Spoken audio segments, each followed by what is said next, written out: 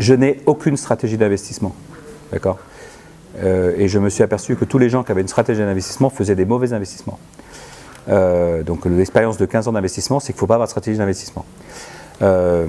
Pourquoi c'est comme ça ? Parce que si vous vous dites, j'ai une stratégie d'investissement et je vais investir dans tel ou tel secteur avec telle ou telle thèse d'investissement, vous oubliez un truc très important, c'est que vous trouvez un projet qui correspond à cette stratégie, mais vous êtes obligé de regarder les bonhommes. Et donc, vous faites des mauvais deals parce que vous investissez dans les mauvais bonhommes dans la bonne stratégie. Moi, je préfère, et l'expérience Criteo dont je vous ai parlé tout à l'heure montre très bien la chose, je préfère investir dans les bons bonhommes avec la mauvaise stratégie. D'accord ? Donc ça, c'est déjà pour...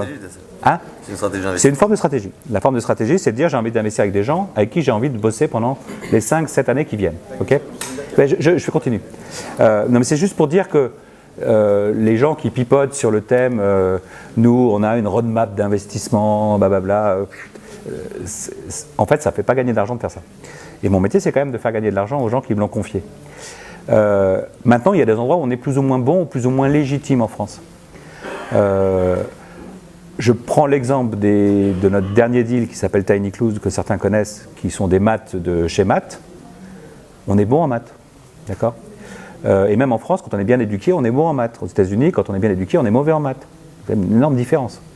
Et donc je pense, typiquement, dans le sujet de la big data, au sens large, on a vraiment des choses à faire parce qu'on a des mecs bons en maths. Il y en a peut-être des meilleurs en Russie, mais ils ne sont sûrement pas meilleurs aux États-Unis. D'accord ? Donc c'est un sujet. Il y a un deuxième sujet sur lequel la France essaye de revendiquer une position. Je ne suis pas capable de juger parce que je connais mal, c'est les objets connectés. Mais je ne sais pas si c'est vrai qu'on est bon.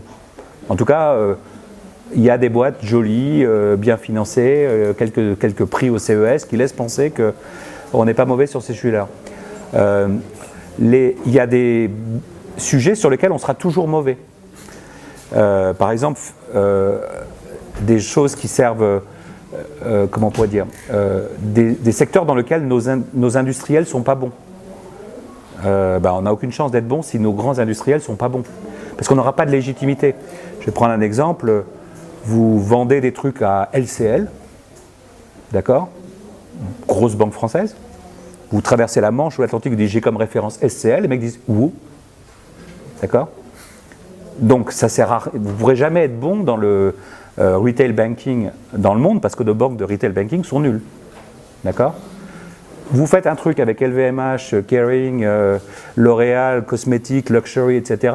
Vous signez avec L'Oréal à Paris, vous allez à New York, vous pouvez signer avec L'Oréal US ou avec un homologue américain qui va dire « Ah oui, L'Oréal ». Okay. Donc ça joue dans le B2B. Quels sont les points forts du pays ? Je prends l'exemple de Shopmium dont j'ai parlé tout à l'heure. Shopmium, ils ont signé avec Nestlé qui est suisse, avec L'Oréal qui est français, avec Nux, Nux c'est peut-être moins connu, mais un certain nombre de marques food et cosmétiques.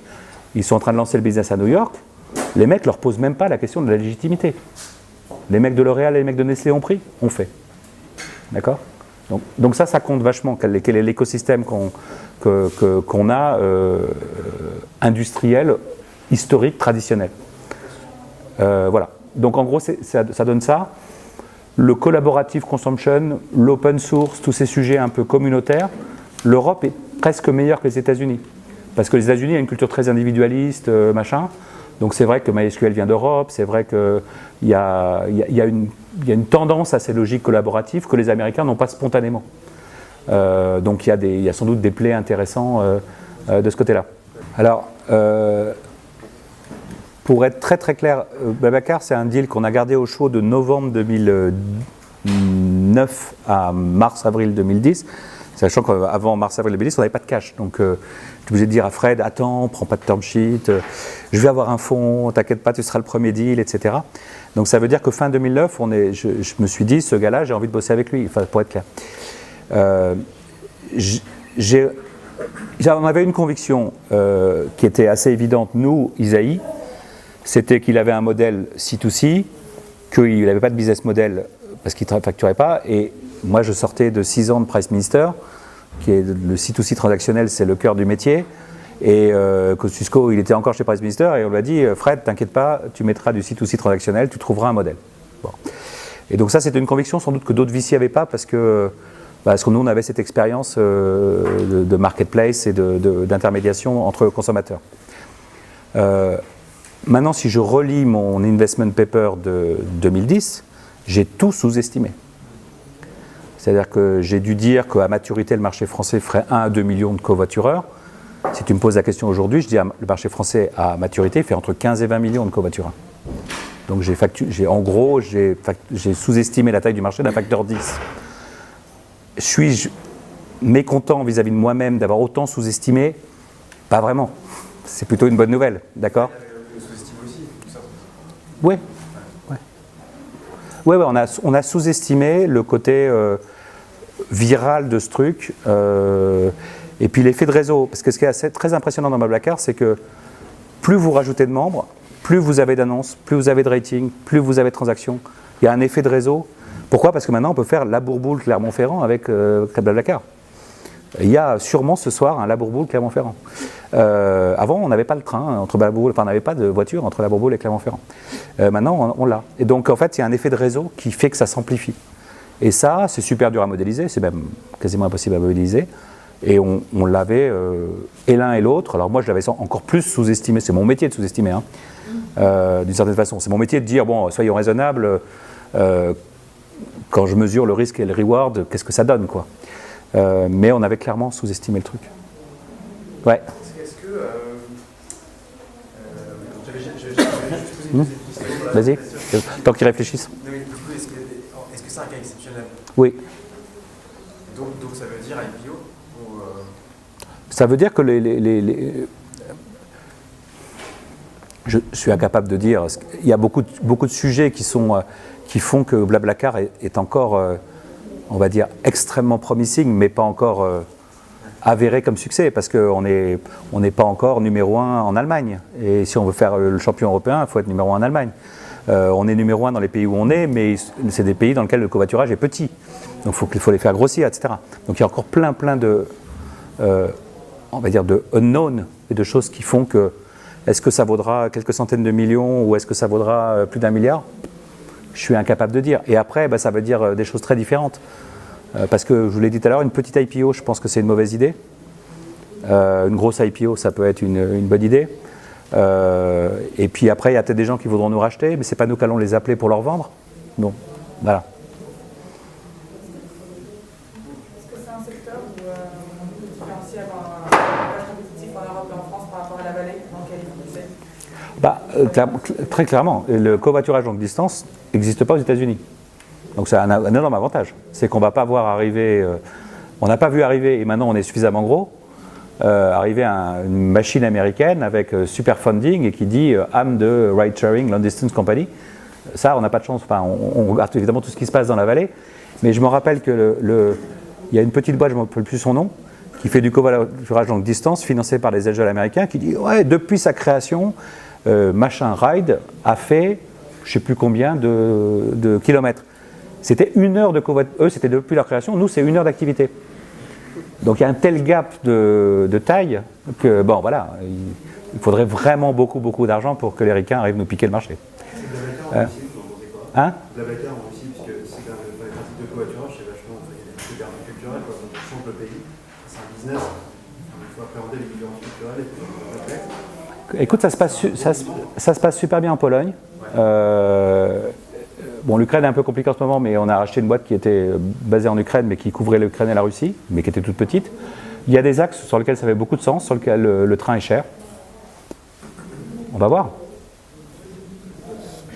Et Uber qui se lance à Paris, parce que je me souviens qu'on discutait il y a 6 mois et tu me disais c'est impossible, par rapport à Paris, ça passera jamais. Non, alors Uber qui se lance à Paris sur les VTC, j'ai jamais dû dire que c'était pas possible. Non, je parle de Uber Pop.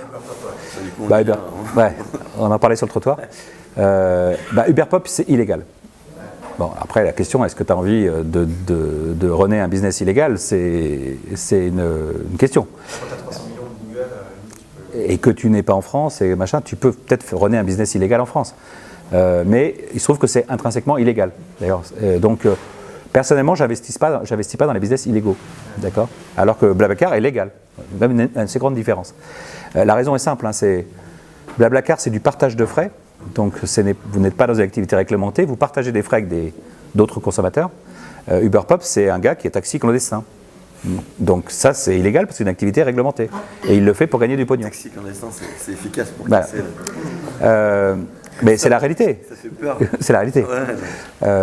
Donc, voilà. Donc globalement, il y a frontière entre légal et illégal. Donc je pense, d'ailleurs, ils se font taper sur les doigts, Bercy est sur le coup, etc. Je pense qu'ils ont été très malins de lancer ça.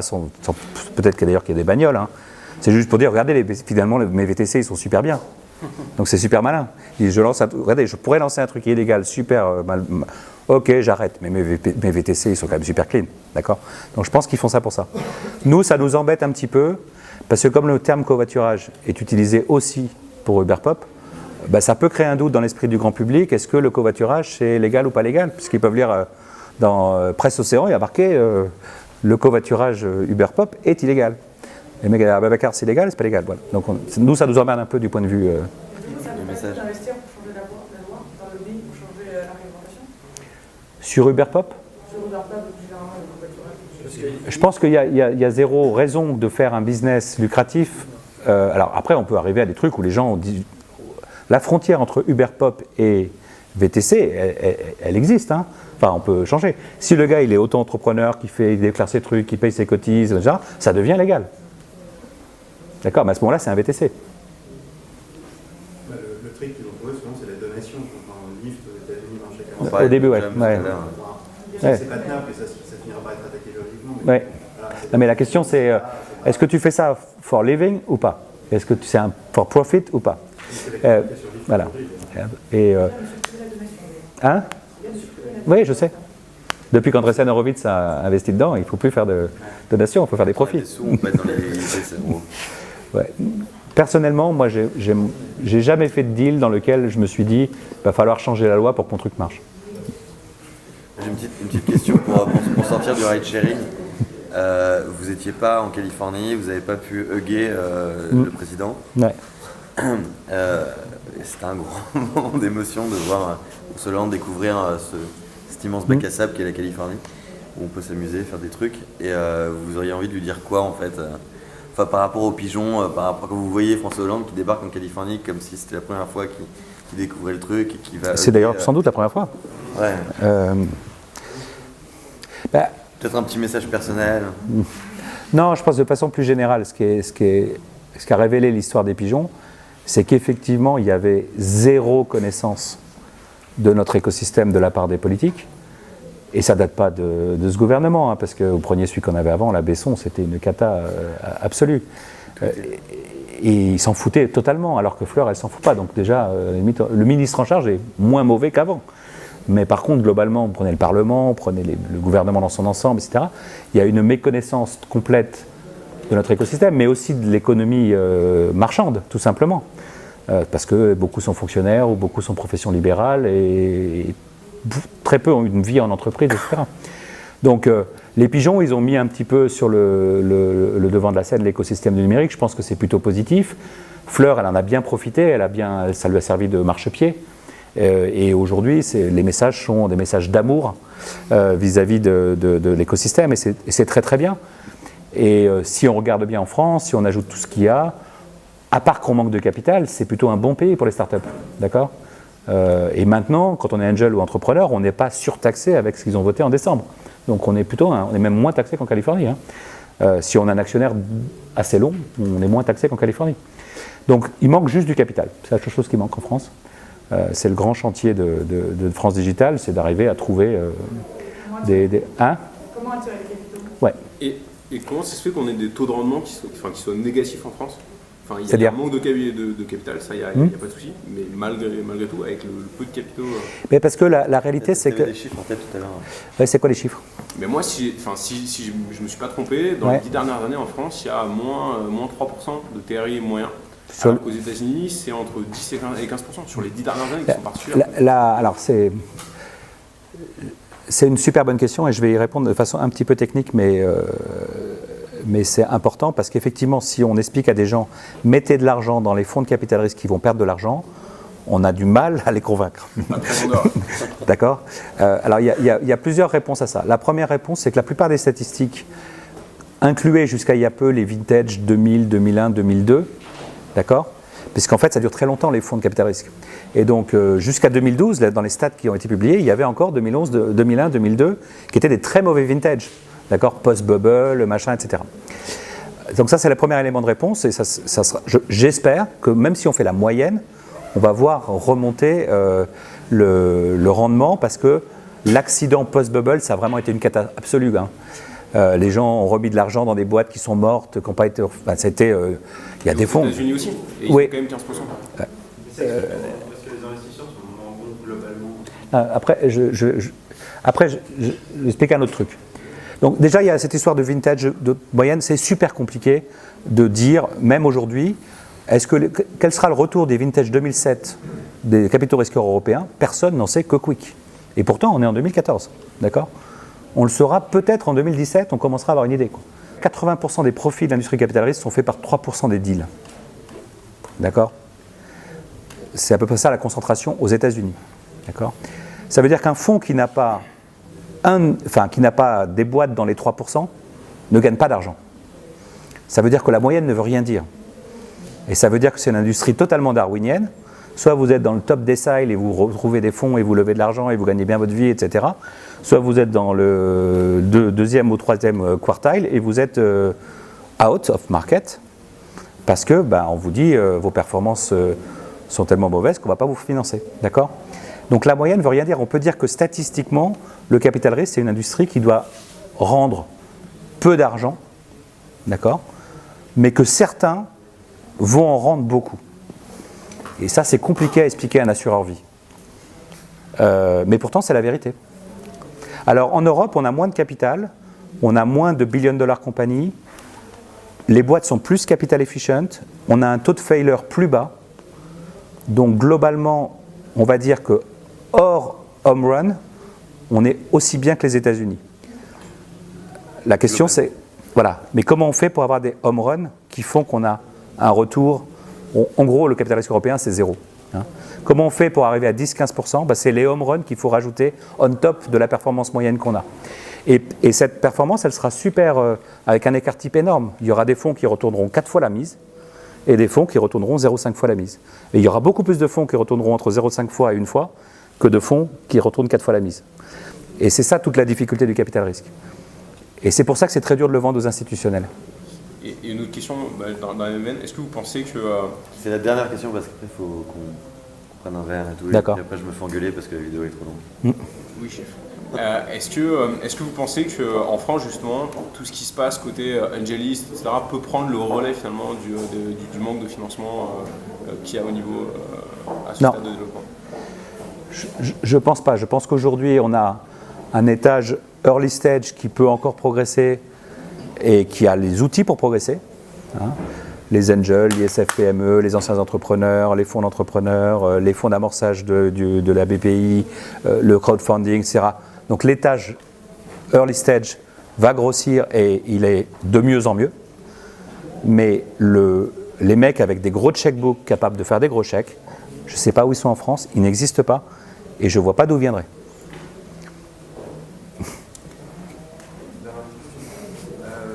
Est-ce qu'il y en a qui vous voyez venir des marchés émergents, notamment par exemple des Russes, des Chinois?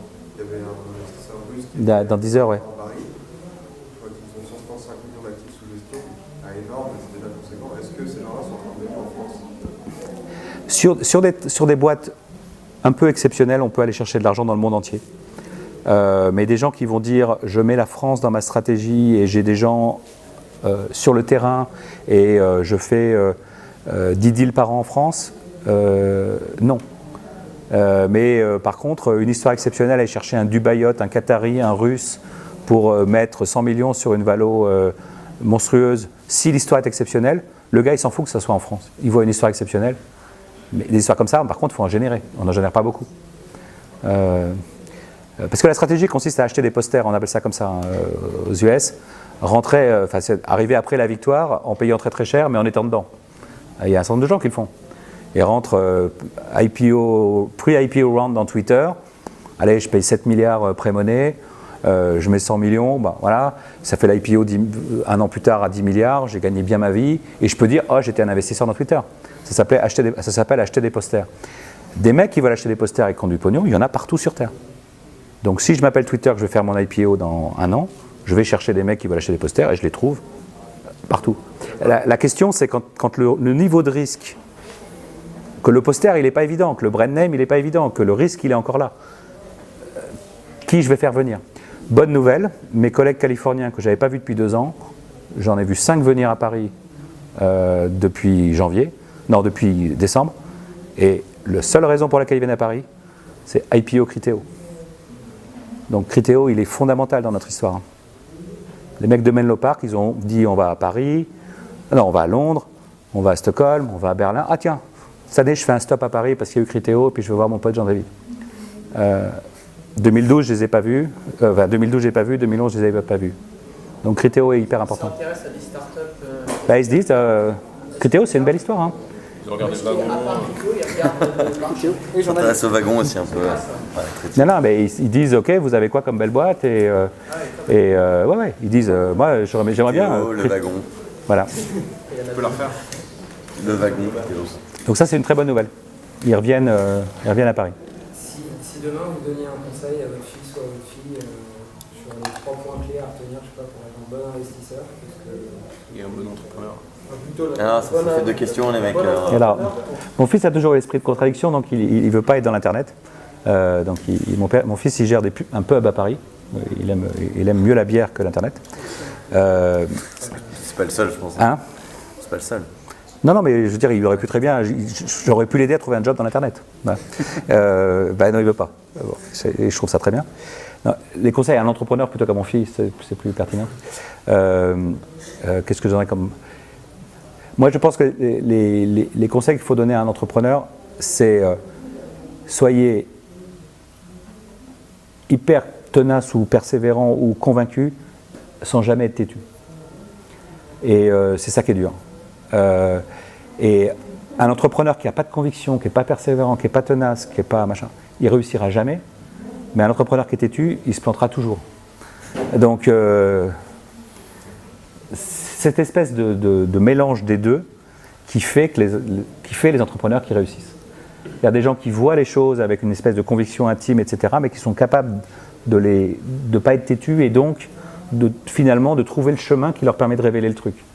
Et vous, en tant qu'investisseur, justement, parce que c'est une question que j'avais depuis assez longtemps, c'est vous n'êtes pas en train de casser le rêve en tant qu'investisseur, parce que tout à l'heure vous disiez que vous étiez là pour sous-estimer notamment les projections. Je suis là pour dire, est-ce qu'on a un plan de contingence? Bien sûr qu'on peut rêver que on va faire ça et que notre coudac va faire ça et que notre boîte va devenir machin. Mais si ça n'arrive pas, qu'est-ce qu'on fait? C'est mon boulot de faire ça.